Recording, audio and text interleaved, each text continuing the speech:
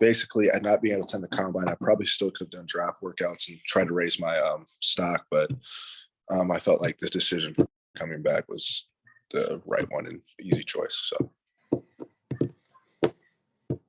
Greg Doyle. Hey, Trayce, given that, well, first of all, are you at your home or your parents' home? I'm at my parents' home. Okay.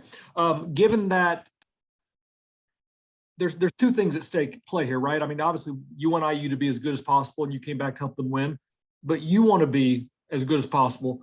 How do you balance that? And what do you ask of Coach Woodson to make sure that you can achieve both? I think the biggest thing with both, obviously, I want IU to be as good as possible. I think that I elevate their team a lot, but just overall in the sense of me playing away from the basket more, I think pick and rolls more, kind of what we did at the end of the season is going to be big, pick and pops and stuff like that. Just using what I used from this NBA draft process going into next year, especially with the feedback that I got. So, Jace. Hey, Trayce, hope you're doing well. You talked about earlier in regards to kind of like what you want to see going forward in the future. You were on the Hoosier Hysterics podcast. So you want to say, you know, you want the offseason work to be changed up. You want the way practice is ran to be changed up. Is that more from an intensity standpoint, to be more intense earlier on, or do you want more kind of a more different approach on the skill set and things you work on in that point of view? I think intensity wise, I think we had a great team. I think everyone worked as hard as possible, but just the things that we were working on, we ran a lot last year and it was more emphasis on defense. So having more emphasis on the offensive game plan, because our defense is going to carry over from last year. We just got to speed some of the younger guys up, but I think the biggest thing for us would probably be offensively, more sense, stuff of that nature. So I'm just trying to get meshed together more, play with different guys. Like, last year we had two teams and it was like the starting five and the bench, and we would play against each other. We would never switch up the teams. That's where the starting five and the bench players would play together. So I think that's huge for us to just get our team chemistry better. Eags. Hey, Trayce. You're the first big draft decision we've seen with the NIL earnings out there for a little while. Did that impact you at all? Did you set a little higher bar for the draft, or have you seen some of your other friends that have gone through the process affected by it? Obviously the NIL with all the free agency is basically what it is, but with the transfer portal and all of that stuff, it didn't impact my decision. I was never looking at another school or seeing who was going to reach out and give me the most money to go there. So it was never anything like that. I was either going to the draft or staying at IU. So I wouldn't consider the NIL to be a big reason why I stayed, even though I know there's probably going to be money there and opportunity there, which I'm blessed to be in that situation. But obviously I'm going to use it to my advantage, but I'm here to play basketball and finish my degree. So. Tyler. Hey, Trayce. I hope you're doing well. How and when did you tell Mike Woodson that you were going to be coming back to IU, and what was his reaction to it? He was kind of surprised, actually, because I was the one that was actually called him to host the meeting on Thursday. So I told him on Thursday.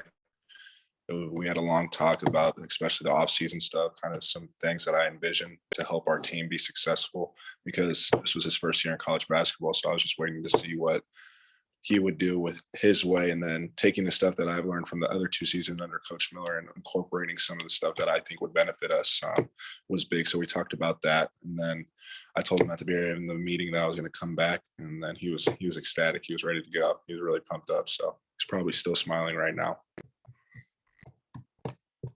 Jim Coyle. Trayce, congratulations on making your decision and getting out of the way. How much was that a relief in and of itself? And what are your expectations now coming back for this team for your final season? It was a big relief. You got people asking every day what your decision is going to be.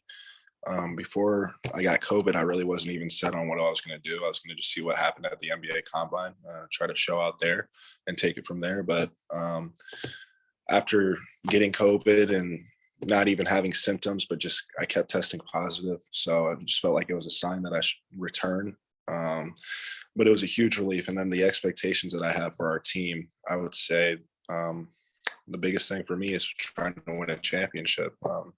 Obviously, take it first with the Big Ten and then see what happens in the NCAA tournament. So, Alex. Hey Trayce, thanks for the time. I'm curious, you talked a little bit about this, but the outside shooting and wanting to expand that part of your game, is that something that you feel like you haven't been asked to do in the past and that you're comfortable doing, or is it something you're not comfortable doing previously, or like how do you kind of assess that and how do you integrate that into your game moving forward when you're as dominant as you have been around the paint? So this is the way Coach Woodson explained it to me. He said that, especially last year, I was so dominant on the low block that I really didn't need to do that. And it's still going to be to a sense of where I'm still going to have dominance. I'm not going to just utterly forget about that. So the biggest thing for me is just adding just a few jump shots here and there to my game. So he said I have to shoot 4 or 5 jump shots a game, and I'm still going to get 10 to 12 shots under the rim. So just incorporating it to it, especially in practice to start. So. Rab Johns. Thanks, man. Trayce, what's up, man?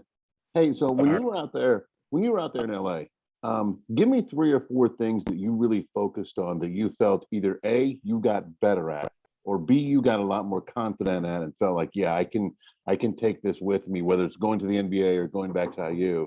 I can really take this with me and make it an impact tool. I think the biggest thing when I was out in California, I was getting trained like a guard, ball handling, shooting, just reading movements off the dribble, catch and shoot. And it was a lot of like 2-on-2, 3-on-3, stuff of that nature to really help work on your outside game. So it was all of those components that were really going to help me in the future. So. Gotcha. Thanks, bud. Dustin. Hey, Trayce. First question, you mentioned not having symptoms. I just want to check. I mean, how are you feeling at this point? And to stick with the feedback, what else did you hear? And what did you have an opportunity to? What did you have an opportunity to hear as far as who did you get to talk to? What's the feedback process like if you don't go to the combine? It's a lot different. Obviously, with the feedback from the GMs, they said I was going to get drafted. Said anywhere between the beginning to late second round. So, and then the way that I boost my stock is to shot at the combine, show them I can shoot the ball and stuff of that nature. The defensive, not just playing on big guys, but switching out and guarding the perimeter. So I didn't get a chance to do that. So it sucks, but at the same time, I'm just blessed that I don't have any COVID symptoms. And it was just, I was kind of asymptomatic. So that was good. Mike Schumann. Yeah. Hey, Trayce, thanks for the time. I know you guys lost some guys to the transfer portal, but I think for the most part, you know, the people that were expected to make major contributions next season are all coming back, including Race and others. Why do you think that is? Why are you and others clicking so well with Coach Woodson? I just think Coach Woodson was just, from the beginning, the moment that he got here, he was told it's going to be a family. And I think all of the players took that to heart. We all hold each other accountable. We pick guys up, and he's the same way. He's a great coach, and he does things the right way. I asked last year, Carmelo Anthony. He told me he was his favorite coach that he's ever played for, and I can see why now. So just having that, and the leader of the head of the snake is the guy that you want, and that's Coach Woodson. And he's all around a great guy, and he has great characters. So, Kevin Brockway. Trayce, yeah, kind of following along those lines with Race coming back, Jordan, and the addition of Malik Renaud, I'm just curious about your thoughts about the potential of this front court, and even Malik being a lefty and kind of a similar game to you, if he's a guy you can kind of take under your wing a little bit. absolutely. Especially with Malik. He's a great player. I've watched a little bit of his film. The big thing with him too, he's a winner. So that's great. Mott Bird, that's a powerhouse team. Him and Jalen coming in, they're going to make huge contributions. I have no doubt about that. They're very mature for their grades. And I'm going to take him under my wing this summer and get to work, play against him, play with him, see how he is. And we're just going to take it from there. But I expect them to be ready to play. Zach.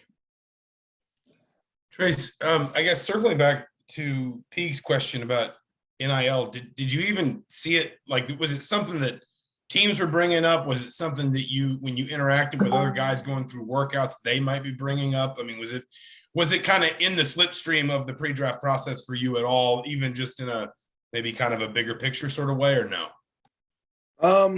Not really. The only I saw as much as you guys did. I just saw things on Twitter, guys getting deals, stuff of that nature. I really didn't think much of it. I mean, if they want to go play for those places and make that money, that's on them. I'm thinking more big picture with my university and program. And the NBA has a lot of money there. So that's going to be there when it's time. But I felt like coming back to school was the right thing for me. So I don't think it had that big of an impact on me. We didn't really talk about it that much. So. Tom Brew. Hey, Trayce, welcome back. Hey, one thing I wanted to ask you with this incoming class coming in, you just talked about with Jalen and Malik and Caleb and CJ and such. Do you feel like this is going to be the best Indiana team you've played on? And is there any cap at all as to what you guys can accomplish this year? Absolutely. I think this is the best team that I've been on since I've been here. And it's not even the sense that it's the talent that we have. We have talent all across the board, from the guards all the way down to the centers. We have dudes that care about the program, are here for the right things. And I think the big thing that we didn't have last year that we have this year is our team chemistry. Last year, we had 3 guys come in and start for us that we didn't know, like we never played with them. We had to build all our chemistry over the summer. So having a full year of already experience with them and then adding 2, 3, or 4 freshmen in, I think it's going to be huge for us. I think the ceiling for our team is anywhere between Big Ten championship and national championship. If I'm going to be honest with you, I set my standards high. We had those standards last year, but obviously it wasn't the way our season went. But knowing that guys, I think now knowing with guys and what they do, their tendencies and what they're capable of, I think it's going to be huge for us. And now Coach Woodson kind of has a year under college under his belt, and that's going to be big for him as well. So. Dylan Sin. Hey, Trayce. I guess I just wanted to ask, what were your conversations like with your teammates as you made this decision? And what was it like getting to tell them that you were coming back and that you guys could run it back from last year? They were all excited. And the thing was, they really didn't bother me that much about my decision. Obviously X was a big advocate on Twitter. But I talked to Trayce a little bit about it. But they all were like, make the best decision for you. Obviously they're ecstatic that I'm coming back, but there's all my guys. I haven't seen them in 2 months, so I can't wait to just get back down there on campus and go see them. So, but they're excited and they're ready to work. I think they expect the same things that I do. Okay, I'm going to start another round. If you want to get in on the chat, first secondary question, Bob Kravitz. Yeah, Trayce, on the podcast, you said something really interesting, that you had mentioned to Coach Woodson that if guys test positive for drugs, you want them out after their first strike instead of the 3-strike situation. Why did you feel that was something that was important to you? Well, now just me being a senior, it's different. It's my last year. It's my last time being at IU, and I don't want anything of that nature ruining our season. I mean, if you're that selfish to do that during the season, then you don't need to play for this university. I think it's plain and simple. They've kind of been sticklers about it, but it's always giving chances and chances and chances. And being a team captain, I feel like we've had enough chances.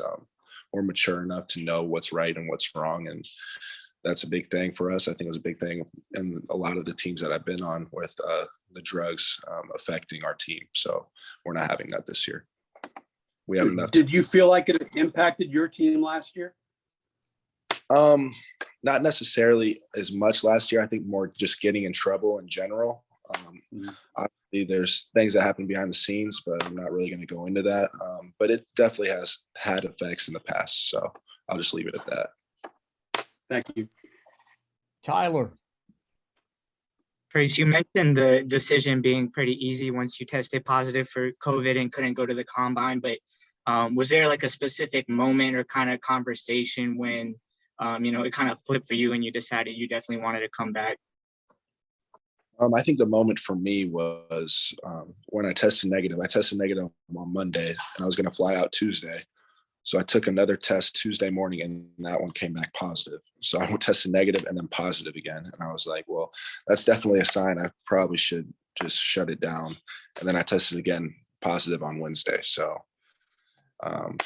at that point, I was like, I'm not really in game shape. I've been dormant and not been doing anything for about a week and a half, just testing positive and just being at home, not being able to work out. So I wasn't in season and ready to play. So I felt that if I couldn't play in the games, then there wasn't really a point for me going there.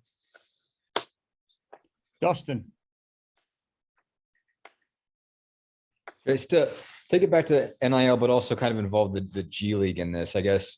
Like what, as far as like where you might have been picked or whatever, I mean, I guess was the G League maybe less of an interesting option because of NIL? Because it was a situation where you didn't have to go somewhere to get a paycheck, that there was going to be some kind of money. Did that factor in any way? And I guess how much did you consider, I guess, the possibility of, a situation where you might have gotten drafted later or even be a priority sort of undrafted free agent and would lead to the likely scenario of you starting your first year in the G League? Yeah. So even with the G League, the only way, there's players in the G League now that are still on guaranteed contracts. And so if I had to go develop in the G League, I wouldn't mind doing that as long as I was guaranteed a contract. So that was my big thing. If I was guaranteed a contract in the second round, then I would have stayed in the draft. But that's not what happened. And I didn't think that's what was going to happen. And so I felt like coming back to school was the best option. We didn't really talk about NIL or any of those type of deals. So I know the money's out there, but we're just going to play it by ear and see what happens. So it was really more of it was a guaranteed contract. So I could have played in the G League. I would have been fine with that if it was for my development purposes. Alec, lastly. Hey, Trayce, the word legacy is thrown around a lot, especially nowadays. When you now look at your career and you look back, coming back for your last season, how do you really want to be remembered for your time at Indiana? I think the biggest thing for me is just obviously a player that works super hard on and off the court, set the examples, set standards high. And it's been hard for us because we haven't had a lot of success in the winning column. But I feel like now with this team, it's going to be huge for us. We finally have talent and there's actual expectations for what we can do. And so just trying to get one championship under my belt, whether it be Big Ten or national. Well, obviously I would want national more, but starting with the Big Ten, I think it would be huge because I feel like we're a top 3 team right now there. And so I love having expectations and having pressure with that situation because we've never had it in the past. Tom Brew. Trayce, just to kind of follow up a little bit on a couple of your answers there in regards to team chemistry and such. Last year, UNX really the last 3-4 weeks of the season did a lot of great things together. But you also have talked about the leadership aspect of things, about people doing stuff right. What sort of conversations have you had with him since his incident last spring and the importance of him of being in that senior leader as well on a team like this? Yeah, most definitely. I think X is going to have his head straight. He's going to be with me most of the time, me and Race. So that's who he's going to hang out with, who he's going to be with. And we're going to make the right decisions. He's going to make the right decisions for us. There's not going to be any of that. No funny business going on. Coach Woodson and him have already had those discussions. So he's ready to go. He's ready to get started and work for next year. So Jim Coyle. Trayce, you talked about legacy was mentioned, and I know this is not why you came back, but if you have a season similar to what you had last year, you have the opportunity to end up as I think the 3rd leading scorer, 1st in blocks, 1st in rebounds for Indiana. How important would that be to achieve that? But to do that, to not have a Big Ten title with that, how disappointing would it be to not have both? Yeah, exactly. So I'm a person who I'd rather score or not score 2,000 points. I'd rather get the championship. If I don't need to score that much and we're playing really well, then that's what we're going to do.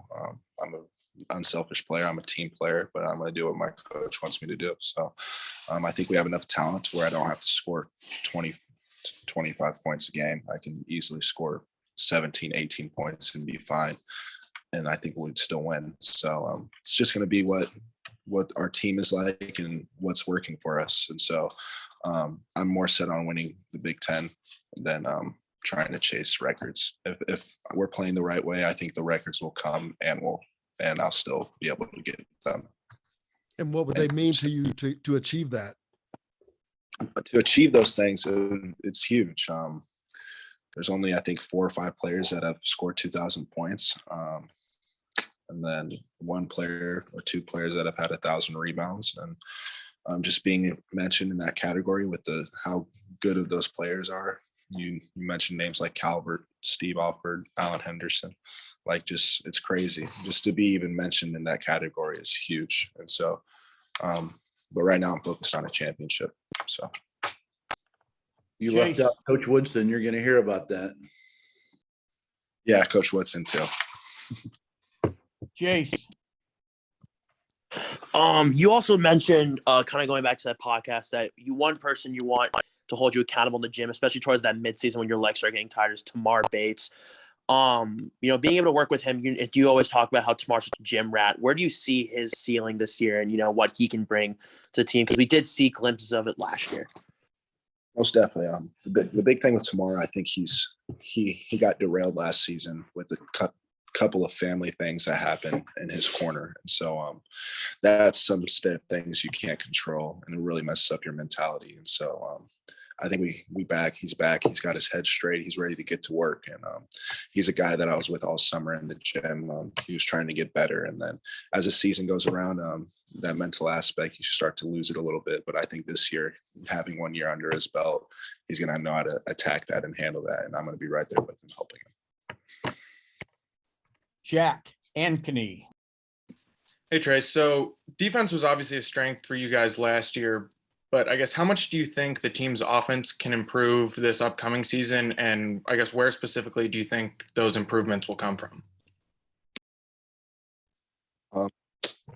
I just think that at the end of the year is when our offense really started clicking, minus the last game. And then I think the pick and roll was big for us and having space for.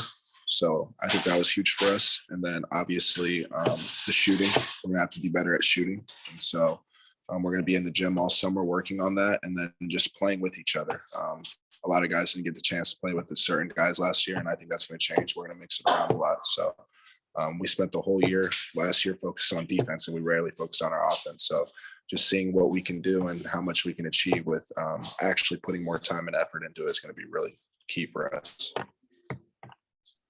Okay, 2 more questions. Rick Bozich, then Mike Schumann.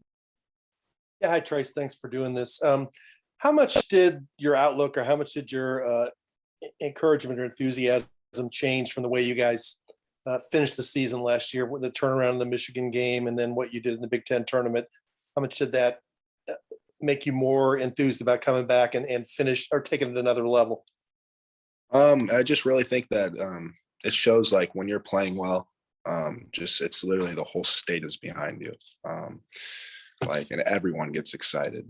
There's teams that I was watching when we were playing. There's teams like Michigan State. There was even other fans. I'm not going to say the names of the teams, but there are other fans cheering. So when Indiana basketball is good, college basketball is good. I'll say that. And I think we have a chance to be really, really good next year. Last question, Mike Schumann. Yeah, Trayce, just wanted to go back to your training out in California. There was a video that came out of you shooting and playing out on the perimeter, and it's hard to tell in a quick video, but it looked like you may have tweaked your shot mechanics a little bit. Is that right? And what have you done to kind of work on your shot beyond just kind of getting shots up? I wouldn't necessarily say I tweaked my shot. I think the only thing that I changed was just what the guy that I was training with in LA said. He said, when you catch it, always look to shoot first. And I think the biggest thing for me is when I would catch the ball, I would always wait and like see what to do instead of just letting it go. And so I feel like when I'm in rhythm and when I'm shooting the ball without any hesitation, it's a totally different looking shot, especially when I'm shooting it with confidence. So that was just my natural looking shot. I didn't tweak anything about it.